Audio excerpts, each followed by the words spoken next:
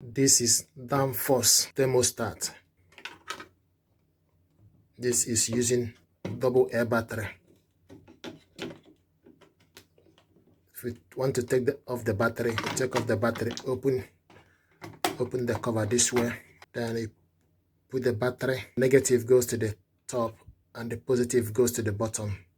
So you look on the positive side, put it on the positive end. Then you see the negative. This part goes this way, and you can see the light will show up the reading. So this is Danfoss. Then if you want to program this, you need to select program and adjust it. This is program. Then you use up and down to select the time and program to confirm. If you want to reset it, then you use pin, put it into reset button. If you want to go for full reset, then you need to select pen and program for you to go to full reset.